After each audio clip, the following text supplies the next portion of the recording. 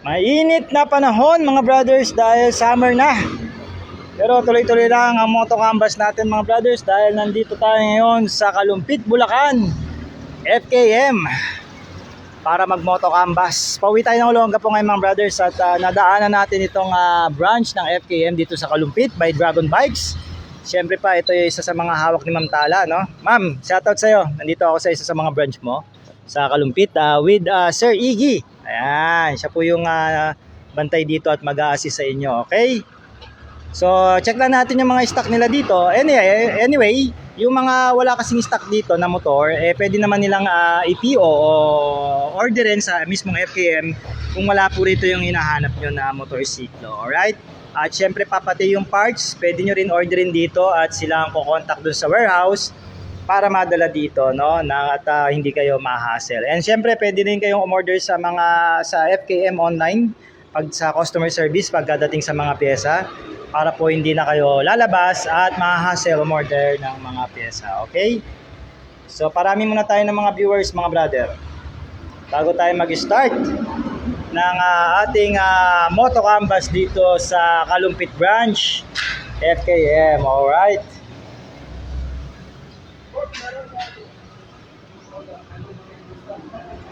Okay. So ito po yung pinaka showroom nila rito mga brothers.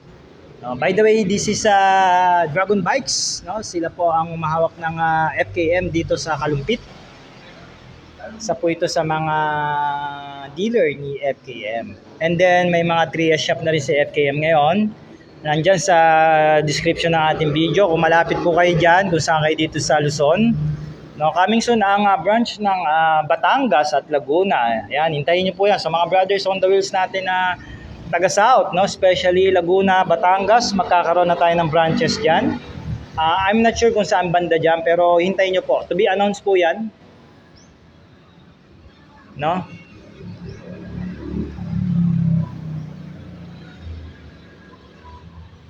Alright, so tara, moto canvas tayo. Meron sila rito naubos na kasi, nabenta na yung ibang stock.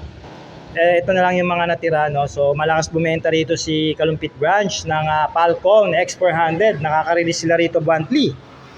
Kasi napakasulit nga naman nun, 208,000 lang. Meron ka ng expressway legal na naked sports bike, no? Na twin cylinder mga brother. O, di ba?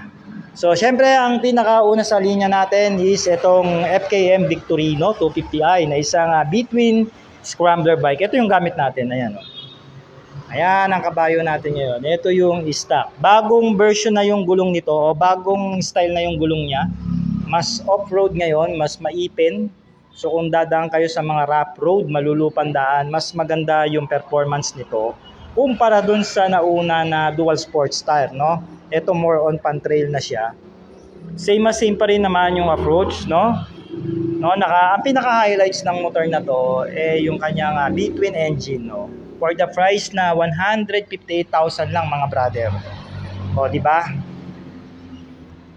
Meron ka na isang between na scrambler bike.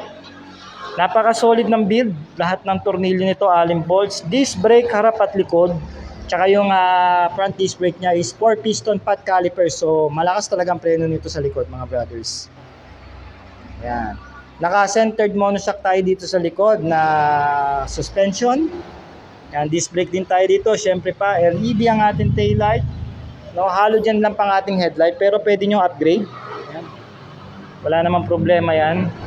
Naka-Envar side mirror tayo. Scrambler handlebar. 13 liters ang fuel tank natin. Ganda talaga pag silver ang Victorino para sa akin. The best.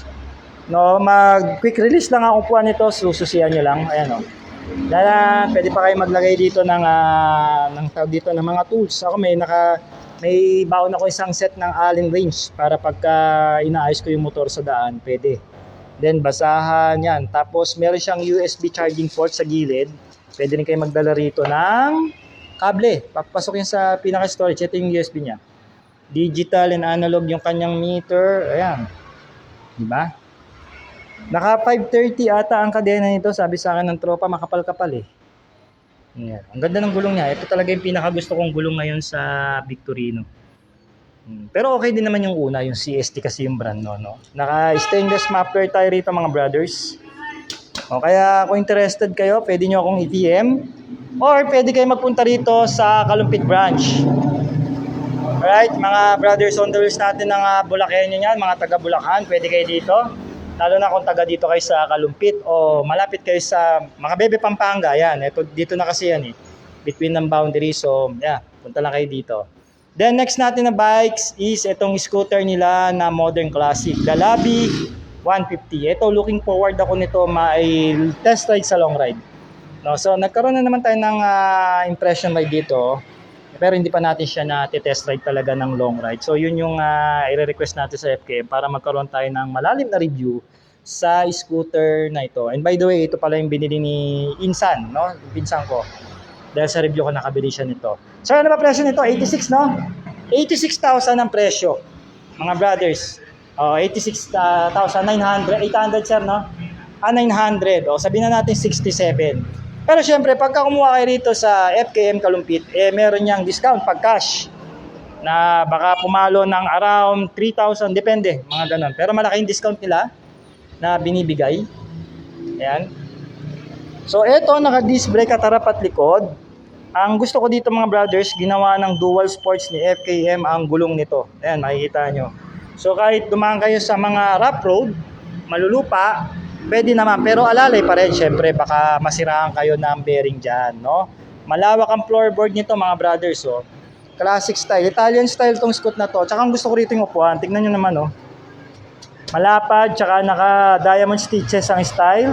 Ayan, buksan natin yung compartment. Kasya ang half face helmet, tapos meron kang helmet hook, no? Pwede ka magsabit ng helmet mo kung dalawa kayo. Solid yung grab bar natin dito, no? Malapad yung ano niya, yung petan niya. Tsaka very premium ang pagkaka-design, especially yung letterings nila dito. LED ang ating taillight dito, tsaka turn lights. Diba? 150cc to mga brothers. Disc brake harap at likod. Gusto ko talaga yung edge guard na chrome mo. Makikita nyo naman.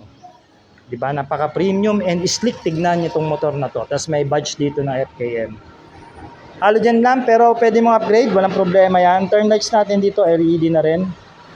Fuel injected ito kaya matipid na. Siguro kayang pumalo nito ng around 40 km per liter, mga ganon. No, ito naman more on sa mga chill ride. Tapos may front compartment tayo dito. Malaki to. Gusto makita? Buksan natin. Buksan natin ganyan, di ba? Parang may drink, pwede ka maglagay ng drinks pag ganun, Ang balit lang, Pero pwede to basahan, cellphone.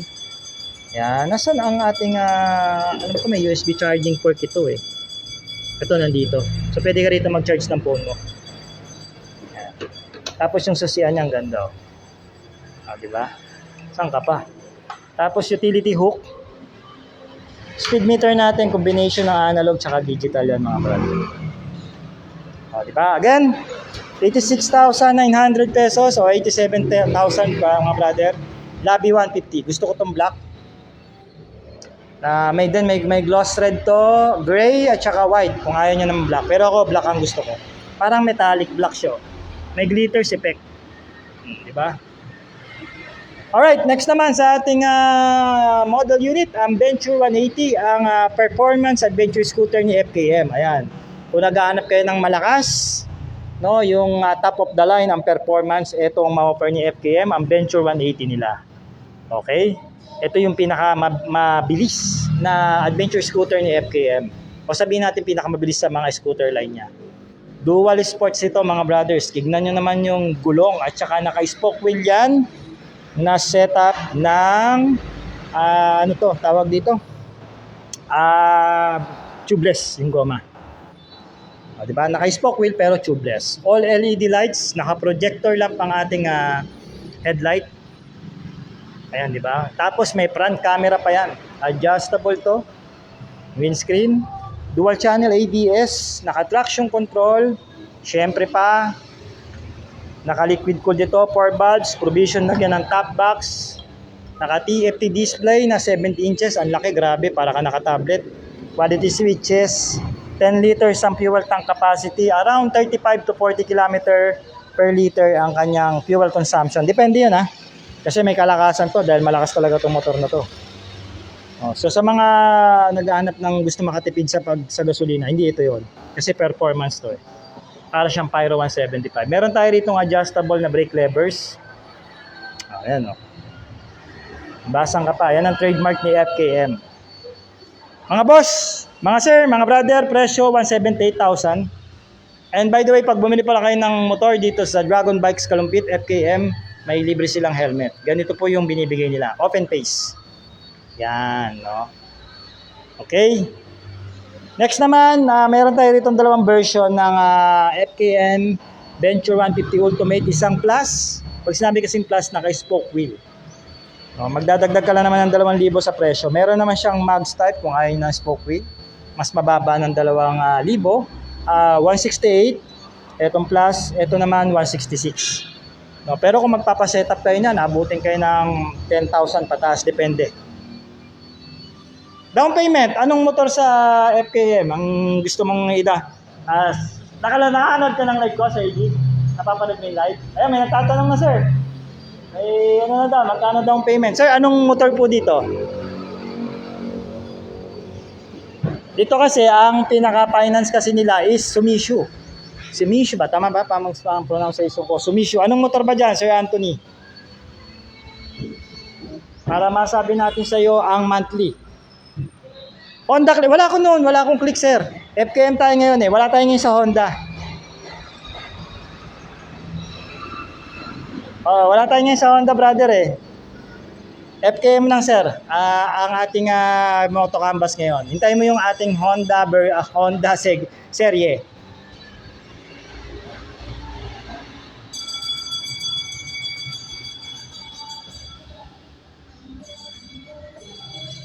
Sino pa? Sino pa ang ano? FKM lang po. FKM lang. Price lang po ng FKM. Yung parang NMAX. Ano po ba yon? Yung Slick 1. Baka Slick 150, brother. Ha? NMAX. Meron kami parang Pyro. 175. Be specific po, sir. Para masagot ka namin. Naka-ready naman ang marketing dito para sagutin ka. Yan. So, once again, balik tayo dito sa ating Ultimate, no? Naka-disc brake harap at likod. Alright, naka-dual channel ABS, naka-traction control, may hybrid assist na tumutulong ng 0 to 3 seconds na acceleration. Tumutulong po ang hybrid para sa inyong arangkada at makatipid sa gasolina. Naka-keyless po 'yan. TFT display, di ba? 9.3 liters ang fuel tank capacity. Ayan, buti sa ulo ko pa. Naka-sub-tank ang ating rear suspension. Di ba? Ang dami niyang front and rear camera na makikita nyo sa cellphone. And also dito rin sa kanyang TFT display. Adjustable ang brake levers. No, tingnan nga natin ang ating under-seat compartment. Malaki-laki. Pwedeng magkasya rito ang isang half piece. Pero may sabitan din ng helmet. Nandito na yung mismong battery mo. Provision, lagyan ng top box. Wala po tayo ditong Classic 250, brother. Sa Rusi po yon. Nasa FKM po tayo. Victorino po ang ating ma-offer pagdating sa Classic.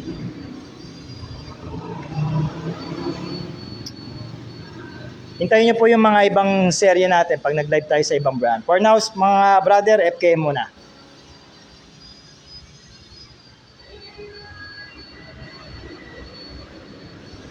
Ayan, so ito naka-LED lights lahat. Projector lamp yan mga brother. Okay, so yung kung may iba pa kayong tanong, pwede nyo TMC FKM Kalumpit. At kung malayo ka dyan, nandiyan naman yung ibang mga dealers ni FKM. Pwede kayo mag-message sa kanila or pwede kayo mag-message sa akin para ma-assist kayo. Nandiyan po ba yung parang ibon yung mukha? Yes, yung Venture 180 namin yon. Ayan. 178,000. Yan, ganyan po yung mukhang ibon. Baka yun yung sinasabi ni Madam Yubenel. Yan. Ito po yun yung Venture 180. Kala mo parang masungit. Sir, pero mo ako ng para sabihin na natin. DP ng Victorino. Ayan, mag-online sharing tayo ngayon. Kaya lang ha, tingnan natin sa ating presyuan. Yun, Victorino, meron tayong down payment na 15.8 lang mga brothers. Down payment niya 15.8. Ngayon, kung gusto mong hulugan, for 3 years, meron kang 7,758 monthly. For 3 years yan, brother. Nakuha mo na? Presyo? Pakababa lang, brother. PM mo na ako kung mag-apply ka para makakapag-send ka na ng requirements. Kung gusto mo kunin ng terms, di ba, sir? Igi, da? Pag meron ako, sir, na gagawa tayong group chat. Para makapagpasa na ang client. Sino pang gustong malaman ang presyo nito pagdating sa terms? Nandito, meron tayong Venture 150, Ultimate, Venture 180, Labi, tsaka Victorino. Tsaka yung mga ibang bikes na FKM, yung wala dito, pwede rin po. Falcon, 3GP, Slick 150, Slick 400, pwede po. O Sir Ramon, pwede ka mag-PM sa akin kung interested ka maglabas. Assist kita, brother, walang problema dyan.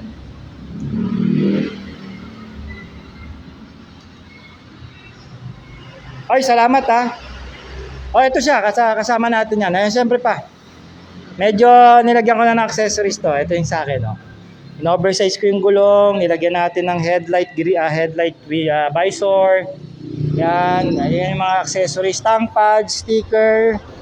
Alright, once again, maraming salamat FKM. Pinalitan nila yung ng bagong gulong ulit, yung ating Victorino. Bago na yung likod natin. Yan, ito na siya. Yan.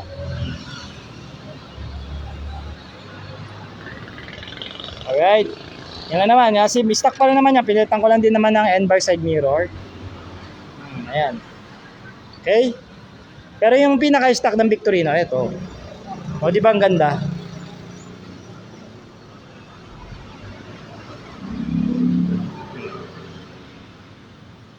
Labi 150, baka may naghahanap. So, matatapos na tayo sa live natin mga brother baka magpapamoto pahambas pa kayo dito sa Kalumpit. Yan. Si Sir Iggy ang mag-assist sa inyo. Sir, gaway ka naman. O, di ba? Siya po ang mag-assist sa inyo pagdating sa sales. After sales, yan, alagaan kayo ni Sir pagka kumuha kayo dito sa FKM Kalumpit branch. Siyempre pa, siya ang bahala. Pag mula sa parts, after sales, walang problema, Pakasipag niya ni Sir. So, puputulin na natin yung live once again. Nandito tayo sa Kalumpit. Sir, saan lugar to sa Kalumpit? Anong address natin dito, sir? Full address? Sinagbuan? Gatbuka. Ayan, Gatbuka, Kalumpit, Bulacan, mga brother. MacArthur na. Yes, sir. Beside Jed's na resorts dito. Makikita nyo naman to. MacArthur lang to, mga brother. Katabi nila Honda. Ayan, Pag nakita nyo na rito yung Honda Kalumpit, MacArthur lang naman to. Ito, nakatabi nilang FKM. Magkatabi sila rito ng building. So, yan mga brothers natin taga Bulacan. Alam nyo na kung saan to. Okay, so ito yung unang serye natin na bumisita tayo sa isa sa mga dealers ni FKM. Pero abangan nyo yung iba dahil bibisitahin pa natin mga ibang branch. Siyempre, yung mga Imus, Muntinlupa, mga kasi nasa 12 yan may Cabanatuan, Tarlac. Hopefully pag may budget tayo, makapunta tayo doon para makapag-moto canvas at makapagbigay sa inyo ng impormasyon sa mga motor ng FKM. So mga brad, tapusin na natin to. Alright, salamat!